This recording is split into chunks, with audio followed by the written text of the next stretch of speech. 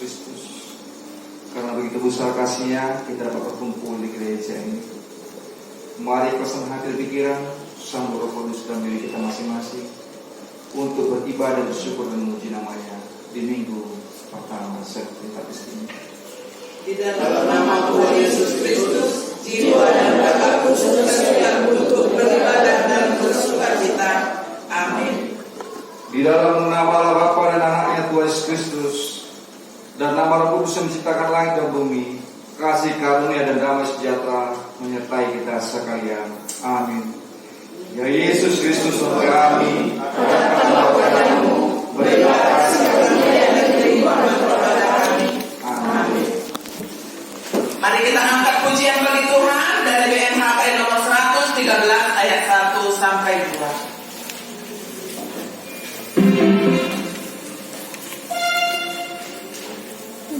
Adik cantiknya. Tuhan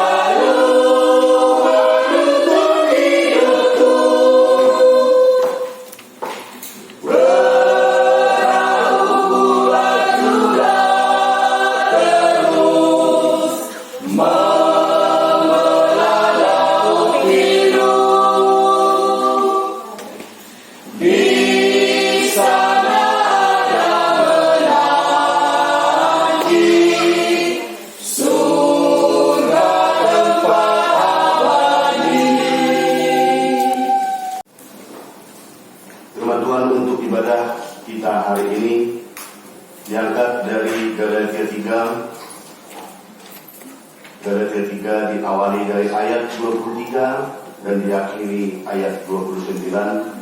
Bapak Ibu muda-mudi yang dikasihi Tuhan, mari kita bacakan secara responsorial. Kami akan membacakan ayat yang pertama, ayat 23, 24. Bapak Ibu dengan muda-mudi demikian selanjutnya. Demikian firman Tuhan. Sebelum iman itu datang, kita berada di bawah pengawalan hukum Taurat dan dikurung sampai iman itu telah dinyatakan. Jadi hukum Taurat adalah penuntut bagi kita sampai Kristus datang supaya kita dibenarkan karena iman. Sekarang iman itu telah datang, karena itu kita tidak berada lagi di bawah pengawasan penuntun. Sebab kamu semua adalah anak-anak Allah karena iman dalam Yesus Kristus. Karena kamu semua yang dibaptis dalam Kristus telah mengenakan Kristus. Dalam hal ini tidak ada orang Yahudi atau orang Yunani, tidak ada hamba atau orang merdeka, tidak ada laki-laki atau perempuan, karena kamu semua adalah satu di dalam Kristus Yesus. Dan jikalau kamu adalah milik Kristus, maka kamu juga adalah keturunan Abraham dan berhak menerima janji Allah. Demikian firman Tuhan, kita nyanyikan firman-Mu menjadi terang.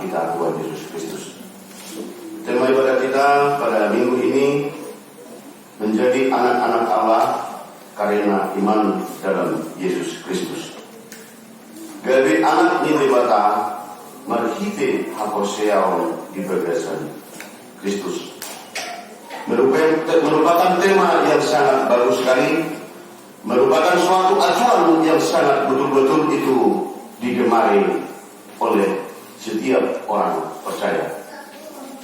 Apabila kita kasih Tuhan, pernah saya dengarkan itu, apalah arti sebuah nama. Kata-kata ini di sebagian orang dinyatakan benar, sebagian orang mengatakan bahwa nama itu merupakan sebuah hal yang sangat penting. Nama sangat mempengaruhi. Coba kita ingat sebentar Bapak Ibu ke kampung halaman kita. Di situ kalau tidak salah banyak nama-nama yang sering dikenal orang. Contoh, saya pernah mendengarkan itu julukan seorang bapak-bapak dikatakan jadi Pak SB. Jadi pertanyaan demi pertanyaan, apa SB? Ternyata sesudah orang-orang tua membagi tahu, dikatakan bapak ini si SB adalah siapa lebih. Itu dulu julukannya. Yang kedua ada lagi dikatakan siapa lebang. Mungkin bisa terbayang kita di kampung kita masing-masing pasti ada nama-nama yang agak unik. Ada lagi yang dikatakan julukannya Syakurang Guru. Bagaimana kronologisnya, bagaimana latar belakangnya? Hal ini sangat-sangat mempunyai arti. Maka ada nama-nama itu dikatakan yang sangat-sangat itu menyolok. Ada dikatakan Pak DJ. Kenapa dikatakan itu Pak DJ? Bahkan dikatakan si Yesus, karena waktu drama dia melakoni Tuhan Yesus waktu drama. Suatu ketika Bapak Ibu, di antara 5 nama julukan ini, yang pertama tadinya itu siapa begu, siapa lubang, si Yesus, siapa banggu, dong siapa malu. Pak SK Indah, Pas SM Indah, tapi dah kali juga nama aku malu, dari baik warga siapa malu. Bapak Ibu ada kesimpulan, di suatu tempat anak mereka itu merantau ke suatu tempat di perantauan. Apa yang terjadi? Keberangkatan mereka ini menuju suatu tempat dan bertemu dengan satu kampungnya. Datang bapak ini, kamu anak siapa? Berlalu pulang di hutan telepon, anak di siang di rumah. Jadi, mulamu anak Mesir. Saya ini anak siapa lupa. Makanya anak Mesir, anak Syakurang Guru. Kodanya anak Mesir. Ayo badan semua itu nama lagi. Awal telepon anak ni SM. Alai lucu, najulu dunia bapak baru menak komando. Alai bisa betul di susun hari hidup kumah anak di sekitar komando. Itu semua dulu dia aku. Dibunuh anak Mesir kok.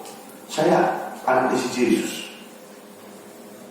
Dan mereka yang dipanggil Bapak Ibu sama-sama mencari suatu pekerjaan di tempat yang belum pernah dijalani mereka. Ternyata nama itu tadi mempunyai suatu fungsi tersendiri. Dan mempunyai suatu kronologis. Mengapa nama itu menjadi suatu julukan terhadap orang tua mereka? Apa yang terjadi Bapak Ibu yang dikasih oleh Tuhan? Sabarlah ya, kamu tinggal di sini saja dulu. Saya punya rekanan di perusahaan Anda, saya punya teman-teman di pekerjaan yang lain. Saya akan cari tahu siapa yang membutuhkan. Apa yang terjadi Bapak Ibu yang dikasih Tuhan? Dalam tempo 2 hari sesudah pertemuan mereka, ada yang membutuhkan suatu pekerjaan, dan yang dibutuhkan itu tadi adalah hanya satu orang. Maka tanpa berpikir panjang, bapak ini tempat mereka merantau ini langsung memanggil anak daripada si Yesus. Anak ini memperankan drama Yesus tadi. Kau dulu ya, besok kau langsung pergi bekerja. Kamu sabar dulu. Kalau tidak ketemu, kamu cari, nanti saya bantu. Yang menjadi yang pertama sekali diberikan pekerjaan oleh Bapak Ibu tadi adalah anak dari si Yesus, atau yang memerankan drama Yesus tadi. Ada hubungannya Bapak Ibu dengan tema ibadah kita dari suatu cerita itu tadi, dari suatu nama ini tadi, bahwa kita bersukacita diangkat menjadi suatu tema bahwa kita menjadi anak-anak Allah karena iman dalam Yesus Kristus. Senang atau tidak senang, mau tidak mau, bahwa kita sekarang yang ada di gereja ini dinyatakan, disahkan bahwa kita anak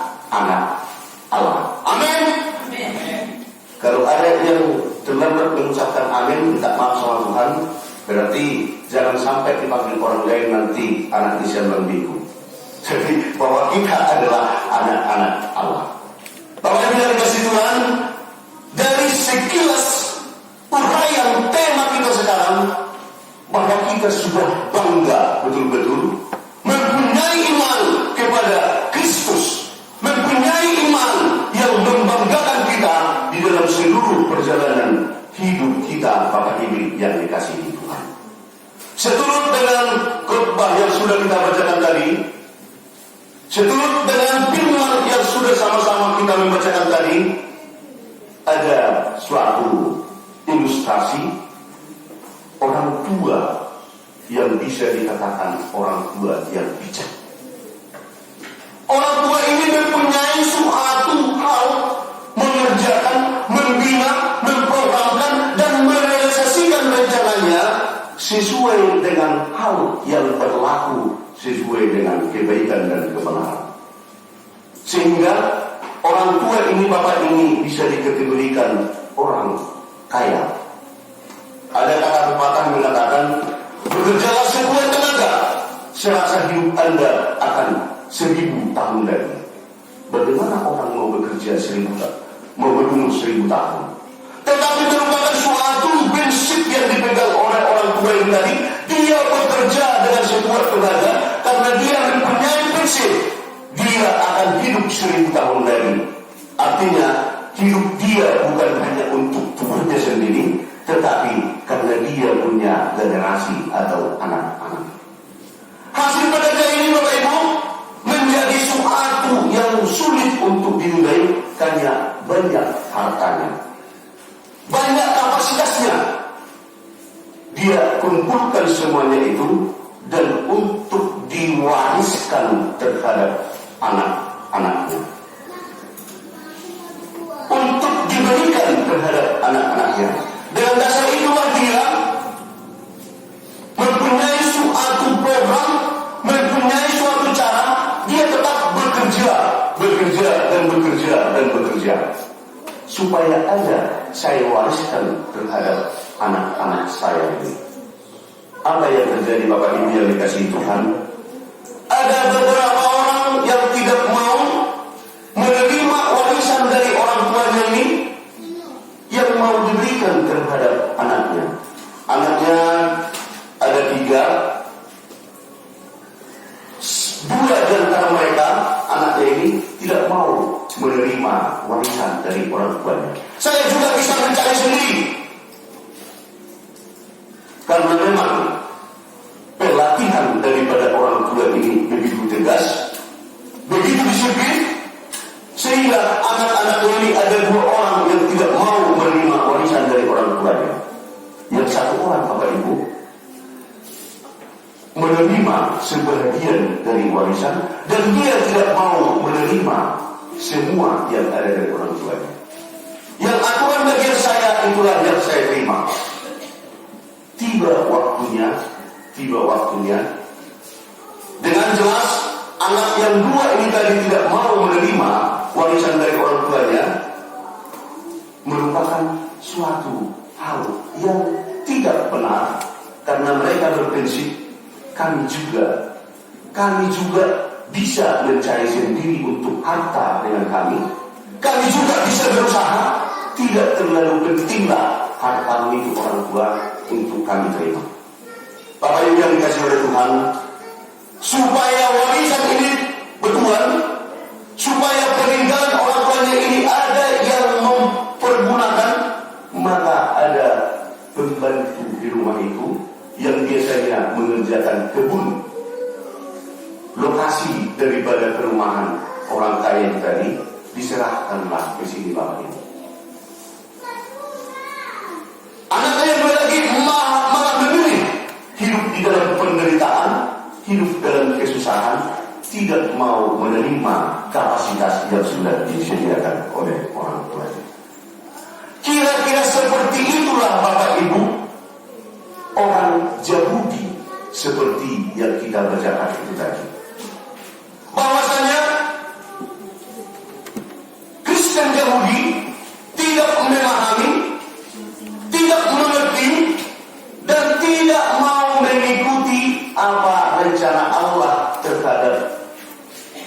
bangsa yang sudah dipilih oleh Allah.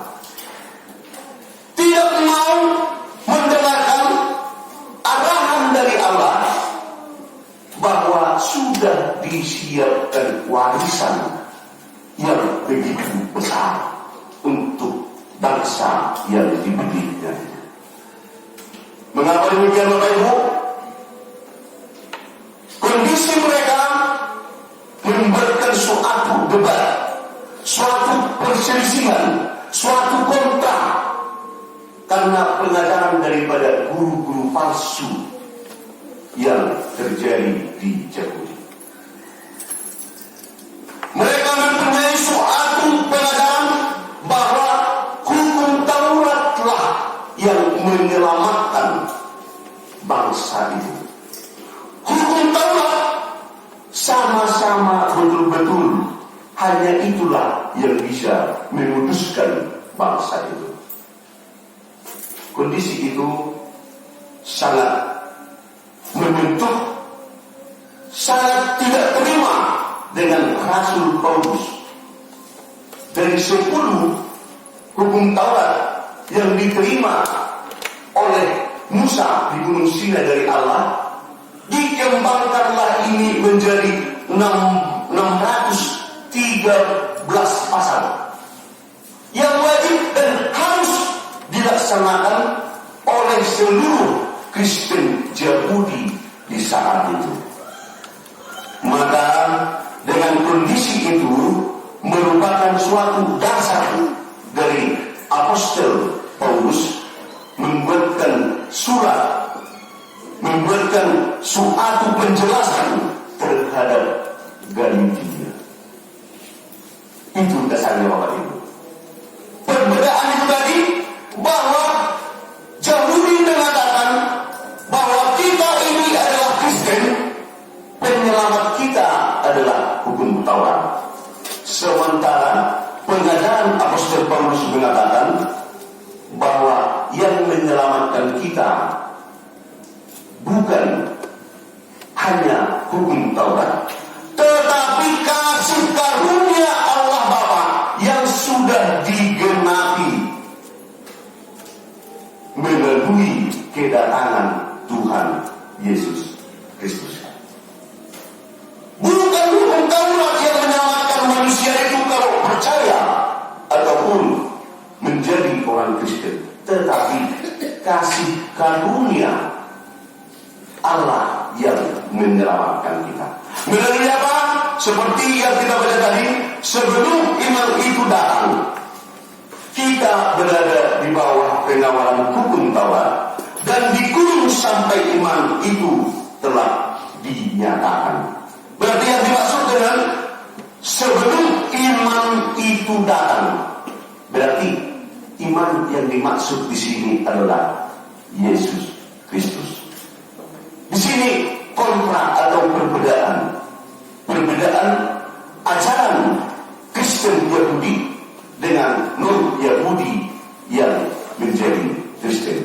Ini yang dipertegas oleh Rasul Paulus, Bapak Ibu, bahwa tidak karena perbuatan kita, tidak karena tindakan kita, tidak karena sifat kita yang sudah mengikuti hukum Taurat itu semata-mata yang bisa menyelamatkan kita hingga berpengharapan bisa masuk surga. Tetapi bahwa hukum Taurat itu telah digenapi melalui kedatangan Tuhan Yesus Kristus. Maka dengan itu, Bapak Ibu yang dikasihi Tuhan, ada orang non-Yahudi yang Kristen bertanya, apakah menjadi Kristen sejati harus mengikuti hukum agama Yahudi? Apakah menjadi Kristen sejati harus mengikuti hukum agama Yahudi? Begitu pertanyaan Kristen non-Yahudi. Rasul Paulus dengan tegas menjawab, tidak harus demikian. Bukan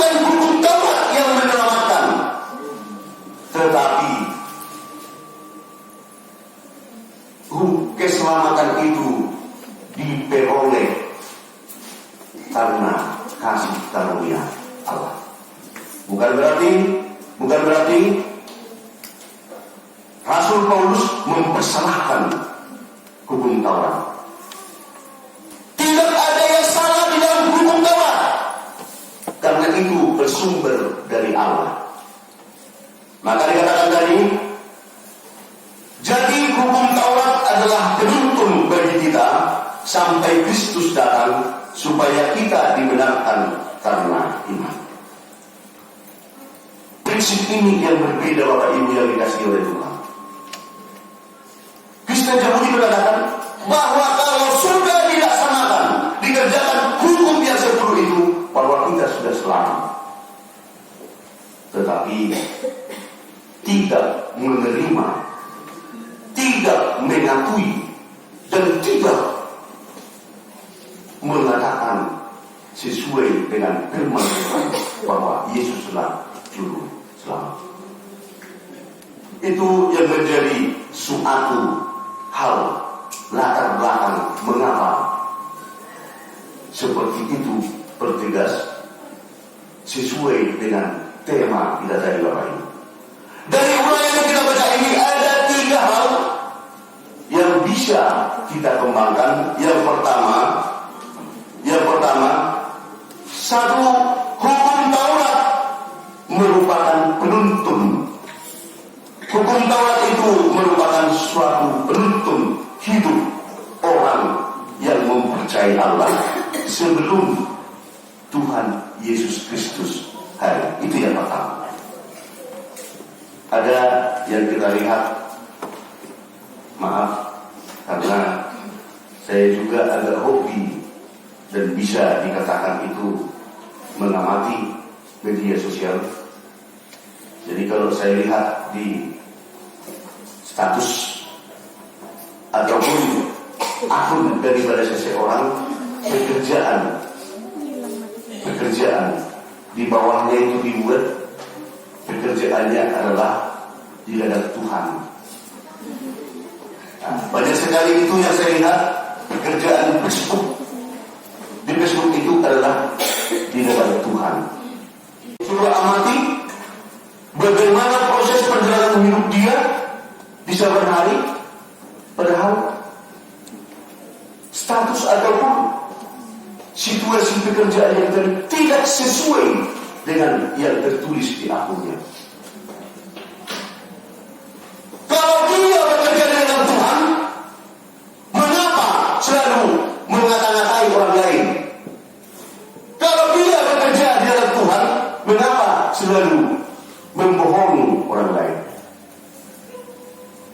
Di situ Bapak Ibu merupakan suatu yang dikatakan bahwa dari firman saat ini kita betul-betul dibenarkan, diangkat kondisi yang sangat berat sekali karena kita menjadi anak-anak Tuhan. Mengapa kita katakan? Karena banyak orang sekarang yang mengatakan hanya percaya kepada Yesus sudah saya pasti selamat. Percaya kepada Yesus saya sudah masuk surga. Jadi sama-sama kuat. Karena firman yang mengatakan percaya kepada Yesus Kristus. Dari sini mengatakan menjalankan hukum Taurat. Bisakah kita berpendapat bahwa kita begitu yakin dengan Yesus yang menyelamatkan kita, tetapi saban hari kita menjalani hidup kita tidak sesuai dengan yang dilarang di dalam hukum Taurat? Secara pribadi saya mengatakan bahwa kita bekerja dengan Tuhan, kita mengaku anak-anak Tuhan, tetapi pekerjaan kita selalu yang melanggar dari hukum Taurat yang diberikan oleh Allah. Maka dikatakan bahwa hukum Taurat itu merupakan suatu pagar yang mengawasi kita supaya berjalan hidup di dalam kenyamanan yang percaya kepada Allah. Yang kedua, Bapak Ibu yang dikasihi oleh Tuhan, karena kasih karunia kita dapat pembenaran. Karena kasih karunia Allah, karena kasih karunia Allah melalui Yesus Kristus yang membenarkan kita dengan begitu banyak perbuatan-perbuatan dosa, begitu banyak kesalahan-kesalahan, tetapi karena kasih karunia Allah menebus kita dari dosa, kasih karunia Allah yang bisa memperhadapkan kita terhadap kebenaran Allah, sehingga ini sangat layak kita betul-betul berikan syukur kepada Tuhan. Saya yakin kalau kita merenung hal-hal apa saja yang kita kerjakan yang tidak sesuai dengan yang dikehendaki oleh Allah, saya yakin kita pasti tahu ini tidak sesuai lagi.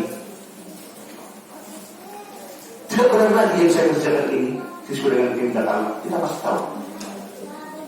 Besok kali kita bekerja, ini tidak cocok lagi seperti yang dikehendaki oleh Allah. Firman ini mempertegas Bapak Ibu yang dikasihi Tuhan, kasih karunia Allah yang menyelamatkan kita, membenarkan kita, bahkan membuatkan suatu kenyamanan di dalam perjalanan hidup kita, bahkan bisa berpengharapan yang teguh bahwa kita menjadi pewaris di surga yang telah disediakan oleh Allah. Yang ketiga, Bapak Ibu, setiap orang percaya satu di dalam nama Tuhan Yesus Kristus. Ternyata seperti yang sudah kita bacakan tadi, ternyata tidak ada yang membedakan laki-laki dan perempuan di hadapan Yesus. Tidak ada yang membedakan yang ganteng dengan yang kurang ganteng di hadapan Allah. Tidak ada yang membedakan yang kaya dengan yang miskin di hadapan Allah. Bahwa firman ini mempertegas kita sama di hadapan Allah. Semua sama di hadapan Allah. Bagaimana kita sudah betul-betul mempercayakan diri kita melalui baptisan yang sudah sama-sama kita terima, berarti kita tidak ada pemisah-pisahan, tidak ada blok-blokan, bahwa setiap orang yang percaya kepada Kristus sama di hadapan Allah, dan semua berpengharapan dapat berpengharapan menjadi pewaris surgawi di tempat yang akan diwariskan Allah kepada kita. Sangat enak, sangat nikmat. Janji daripada khotbah ini, pemudahan daripada pemikiran kita yang begitu banyak itu problem, penyegaran daripada hati kita yang kadangkala diisi oleh kemelut. Khotbah ini mempertegas bahwa kita ternyata menjadi anak Allah yang mempunyai hak mewarisi apa yang disediakan oleh Allah. Kalau kita nyatakan bahwa kita anak-anak Allah, kalau kita bersaksi bahwa saya ini anak Allah, maka khotbah ini mengajari kita agar kita tunjukkanlah dari perbuatan sehari-hari, dari tingkah laku sehari-hari, bahwa benar kita adalah anak-anak Allah. Berusaha untuk membawa kedamaian, berusaha untuk membawa kondisi kenyamanan. ciri-ciri daripada anak-anak Allah, seperti yang dikatakan di Matius 5 ayat 9, berbahagialah orang yang membawa damai, karena mereka akan disebut anak-anak Allah. Tidak lucu Bapak Ibu, seperti yang saya lihat tadi, bekerja di dalam Tuhan, padahal status hari lepas hari dibuatkan di situ, maaf, kata-kata dia dari kebinaan, padahal bekerja di dalam Tuhan. Besoknya lagi ada lagi status yang ditulis sendiri yang datang dari bermacam-macam. Firman ini mengatakan Bapak Ibu bahwa kita anak-anak Allah, mari membuktikan dengan perbuatan, pembicaraan, tingkah, rencana, dan program, dan dalam seluruh perjalanan hidup kita buktikan bahwa kita benar-benar anak Allah, bahwa kita benar-benar mempunyai pengharapan dari Allah, berarti membuatkan suatu kedamaian terhadap sesama kita, karena itu yang dikehendaki oleh Allah. Selanjutnya di Roma 8 ayat 14, semua orang yang dipimpin Roh Allah adalah anak Allah. Bapak Ibu yang dikasihi Tuhan, minggu-minggu kemarin sudah dibicarakan di dalam hidup kita bahwa kita pasti mempunyai roh di dalam hidup kita. Kalau seseorang meninggal, badannya yang mati, keyakinan saya mengatakan bahwa rohnya ada yang masih hidup. Roh kita diapit oleh roh jahat dan roh kudus. Tergantung dengan kita, Bapak Ibu. Kalau kita mengaku adalah anak Allah, mari buka ruang roh Allah hadir di dalam diri kita. Maka kita dikatakan anak Allah. Jika dalam diri kita atau kita bersaksi bahwa saya ini anak iblis, maka berikan ruang yang sebesar-besarnya roh iblis hadir di dalam diri kita. Saya yakin Bapak Ibu sekalian, Tuhan seluruhnya kita yang mendengarkan khotbah ini memilih bahwa kita adalah anak-anak Allah. Maka mari kita buktikan roh Allah yang bekerja di dalam pergelaran, pergumulan, dan perjuangan hidup kita untuk hari ini, besok, dan selanjutnya. Sekiranya sekarang bisa kita langsung merenungkan, mengatakan ternyata benar saya ini anak Allah.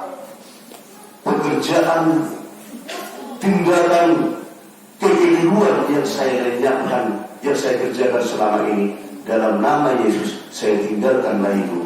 Maka mulai sekarang saya tetap mengaku diri saya anak Allah dan akan mengerjakan sesuai yang dikehendaki Allah.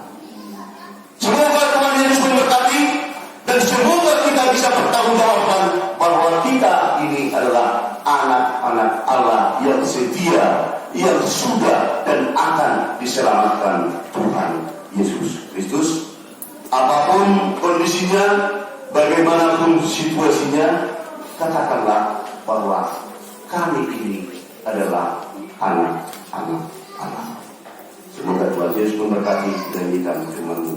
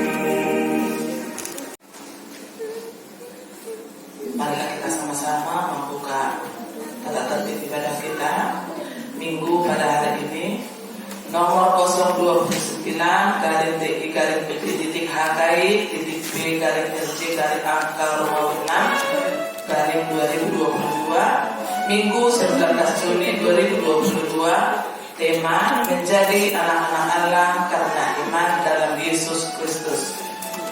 Selanjutnya,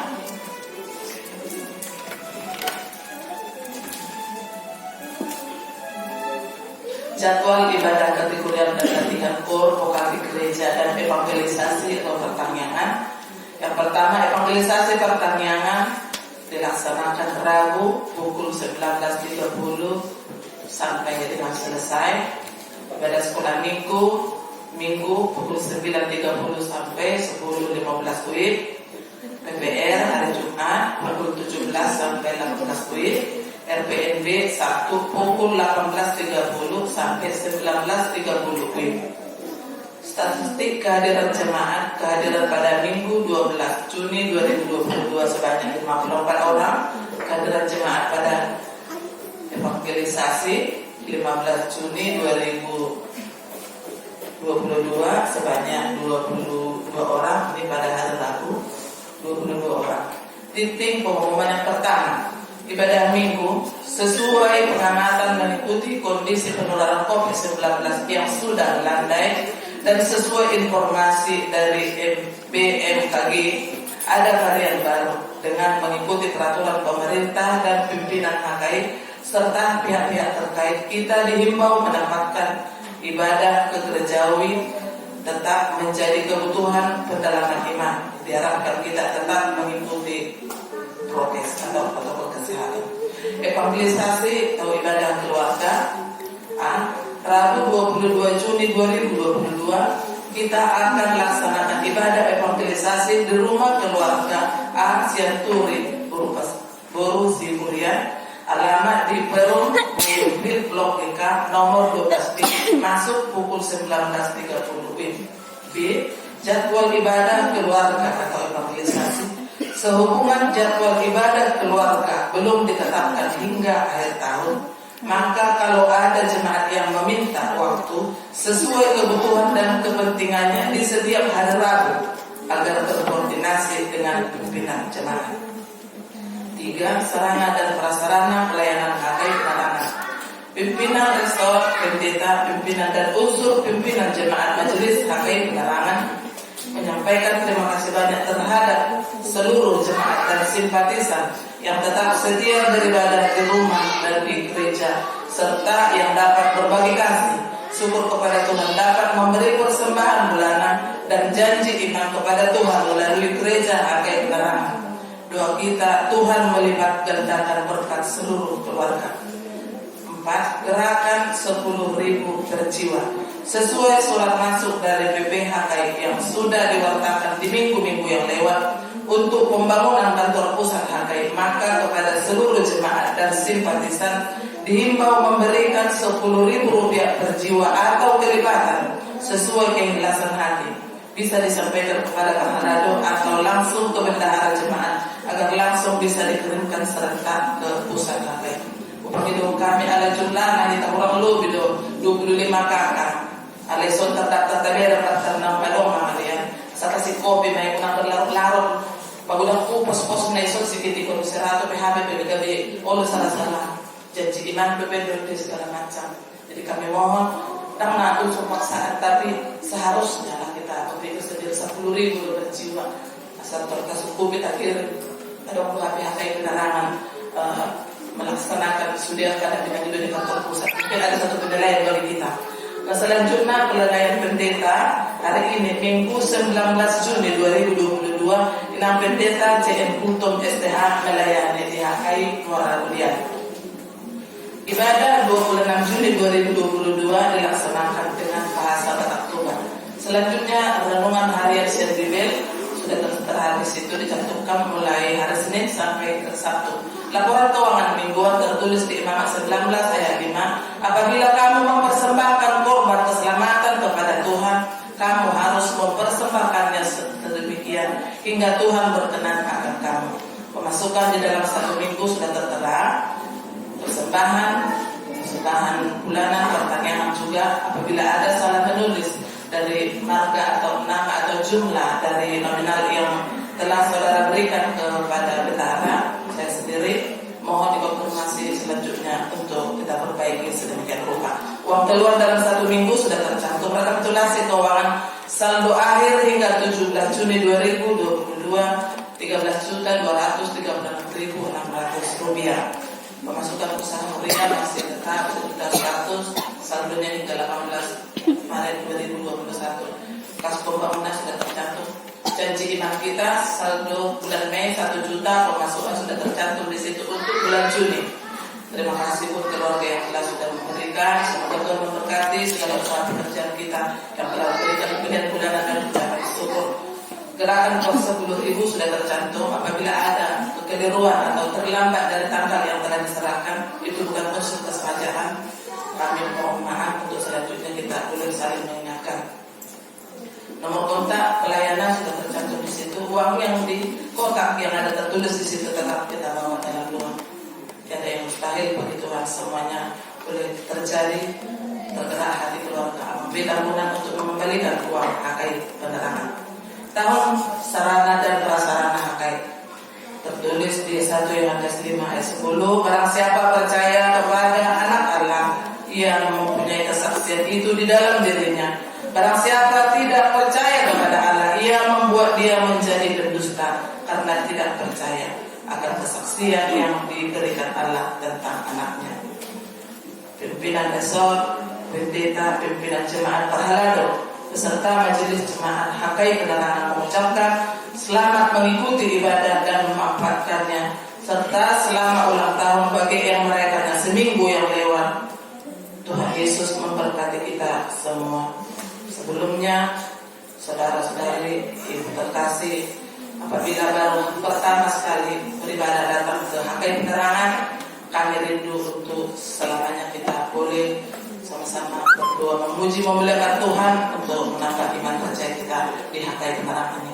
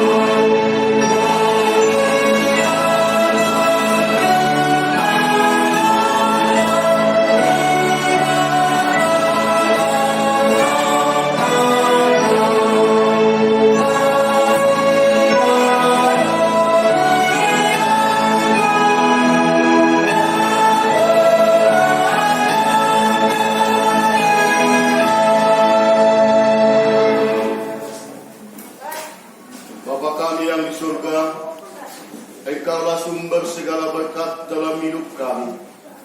Terima kasih atas segala berkat dan karunia yang Tuhan berikan kepada kami. Kami mempersembahkan hidup kami dan berkat yang kami terima kepadamu. Terimalah ini menjadi persembahan yang harum di hadapan-Mu. Berkatilah persembahan ini dan ajarlah kami mempergunakannya menyatakan kerajaan-Mu di tengah-tengah gereja-Mu dan untuk dunia ini. Bukalah hati dan pikiran kami agar senantiasa bersuka cita untuk memberikan persembahan kudus demi kemuliaan nama-Mu. Amin. Mari kita sama-sama berdoa Bapa kami.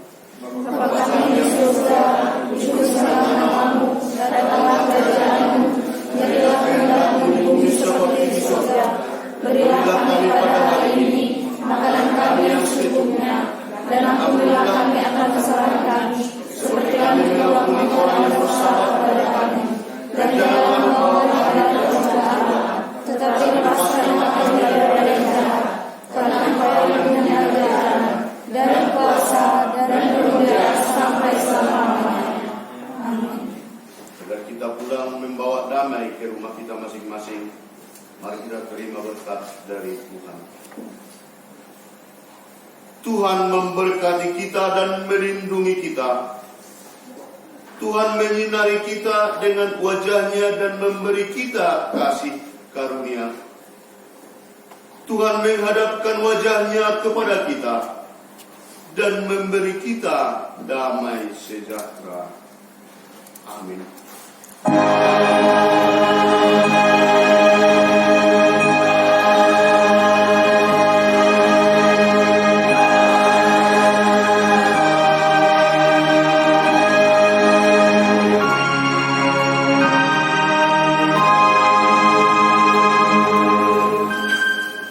Shalom. Shalom.